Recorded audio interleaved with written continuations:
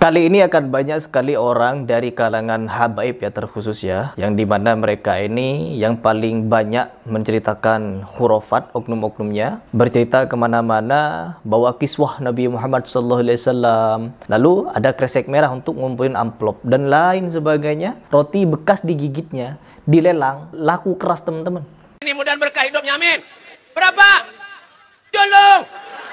Sisa sebuting lagi. Berapa? 100 lagi julung. Dari 100.000 sampai 500.000 ada yang beli. Beb, minum beb. Julungnya sekardus.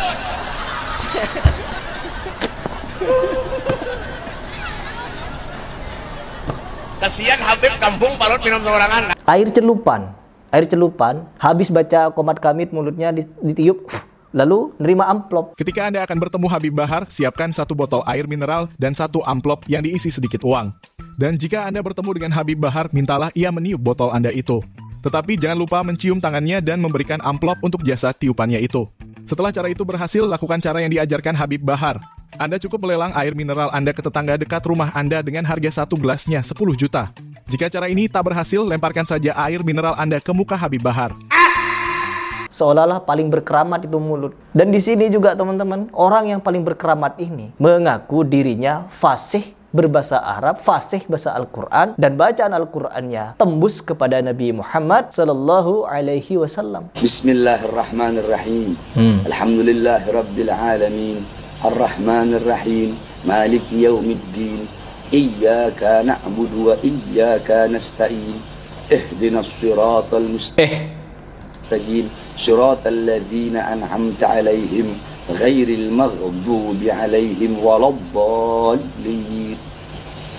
Begitu bacaannya ya. Ya. Jadi bacaan seperti ini, inilah yang betul. Bacaan seperti ini yang betul, teman-teman. Jadi bacaan-bacaan yang lain semuanya itu nggak betul, nggak bersanad kepada Nabi. Dia sendiri yang bilang kalau bacaan seperti ini sanadnya nyambung kepada Nabi Muhammad SAW. Layak untuk dikomentari. Tapi ente nggak tahu kan? Nggak tahu ente. Bahwasanya Fatihah itu ana dapatkan dari guru ana. Guru ana? Guru ana dapatkan dari gurunya. Gurunya? Yang pakai sanad. Sanad. Pakai ijazah. Ijazah. Nyambung. Seperti itulah barusan. Bacaan Fatihahnya Rasulullah SAW. Dan ketika kita simak, dengarkan baik-baik bacaannya, sontoloyo amburadul. Kalau saya kan memang belajar, jadi bacaan saya ya begitu, tidak sebagus orang yang bersanad kepada Nabi Muhammad SAW ini. Dan ada juga satu yang ketika dia majelisan, diem sejenak, habis itu melotot matanya, habis itu dia melihat ke atas, seolah-olah ketika dia melihat ke atas, sesuatu yang gaib dia lihat itu hilang. Ya. Ada beberapa video saya lihat, itu yang di video, bagaimana dengan yang tidak di video. Pamer keramat. Ketika enak-enak ceramah, tiba-tiba dia diem, lalu melotot, tetap melototnya ke sana, teman-teman.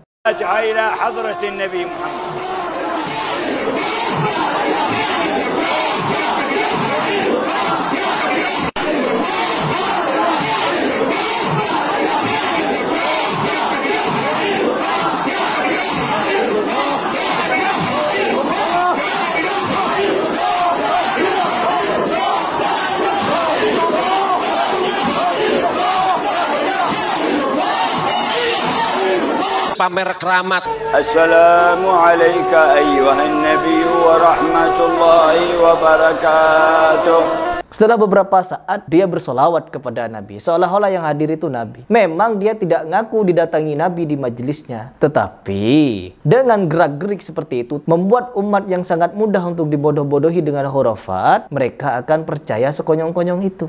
Assalamualaikum ayyuhan nabiy wa rahmatullahi wa barakatuh. Akan percaya, teman-teman. Karena apa? Ya cucu Nabi. Cucu Nabi. Beda dengan saya. Ilmunya jauh, kata Ustadz Surat Pemusik. Dan juga hal ini disupport. Ya, ada yang mensupport.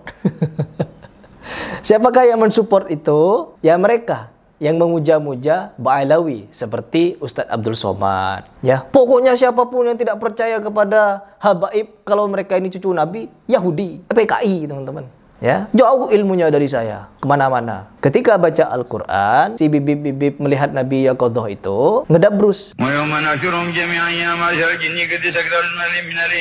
Ya, kumur-kumur. Ketika dikoreksi, oh banyak mukibinnya gak terima. Ya, biar. Saya tidak peduli dengan narasi kalian. Ya, mau begini, mau begitu. Semakin kalian membahas saya, ya semakin banyak orang mencari tahu saya dan melihat video aslinya. Tidak akan mungkin mereka nonton sepotong-sepotong saja. Ya, kalian bikin di TikTok, di Instagram, enggak. Mereka akan mencari video aslinya. Begitu, dan saya akan terus buat seperti ini. Dan kali ini teman-teman, pemuja Habib Umar, atau Habib-Habib siapapun yang mengaku-ngaku melihat Nabi Yaqadhah atau bagaimana itu, ketika dibacakan Maulid Simtuduror, Nabi Muhammad SAW hadir sampai dilihat orang kafir Cina. Orang-orang pemuja cerita-cerita seperti ini akan malu nonton video ini. Dan video ini akan membuka pikiran kalian bagi kalian yang mau berpikir. Tapi bagi yang tidak mau berpikir, pasti akal kalian akan selamanya buntu. Jadi saran saya, silahkan simak video ini sampai selesai. Contoh lagi berlebih-lebihan mengatakan Nabi sering jalan-jalan. Iya, Nabi jalan ke Surabaya, Tangerang ditinggalkan. Nabi jenguk Habib ini, Habib anu, Syekh ini, Syekh anu. Sementara Abu Bakar tidak pernah dijenguk. Abu Bakar, Umar, Utsman, istri-istrinya nggak pernah dijenguk, Fatimah nggak pernah dijenguk. Ini Nabi katanya keluar-keluar terus, tidak pernah ketemu 9 istrinya. Nabi tidak pernah keluar, tidak ada satu istri mengatakan Rasulullah keluar sama saya, ketemu saya. Kenapa Fatimah radhiyallahu anha meninggal? Sakit, setelah Nabi meninggal dia sakit sedih. 6 bulan kemudian dia meninggal dunia.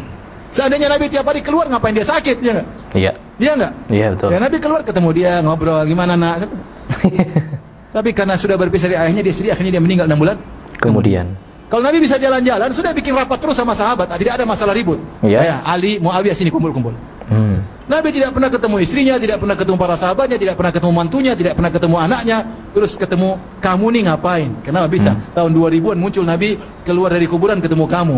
Kamu nih siapa? Sampai nih ke sopo? Kok iso? Bener, harus pakai logika. Iya. Apalagi bilang kemudian kuburan goyang-goyang, jujak. Tahun 2000-an loh, bukan tahun 1700, bukan. Tahun 2000-an, ada CCTV banyak. Tapi yang percayakan hal ini banyak. Ya, masih belum mau mikir dengan penjelasan ini? Hah? Perhatikan baik-baik teman-teman. Saya selalu menyatakan kepada kalian yang percaya kepada khurafat-khurafat semacam ini. Orang pada ketika zaman Nabi Muhammad SAW wafat, ada Abu Bakar As-Siddiq, ada Umar, ada Utsman, ada Ali, dan ada semua sahabat yang justru dititipkan kepada mereka risalah agama ini. Sehingga sampai pada saat kita sekarang. Bahkan keempat imam mazhab, tidak ada satupun cerita di antara mereka yang berdongeng-dongeng kalau dihadiri Nabi Muhammad SAW, lalu diberikan hadis baru. Gak ada. Lalu kalian ini siapa? Tiba-tiba didatangi oleh Nabi Muhammad SAW. Yaqadhah pula. Dilihat secara kasat mata. Mau dibawa kemana? Kalian mau mengajarkan apa kepada umat? Mau sampai kapan pula? Silahkan dipikir. Kalau gak mau mikir, ya memang jelas. Wajar kalian Indonesia ini banyak disebut IQ jongkok 78. Dipikir.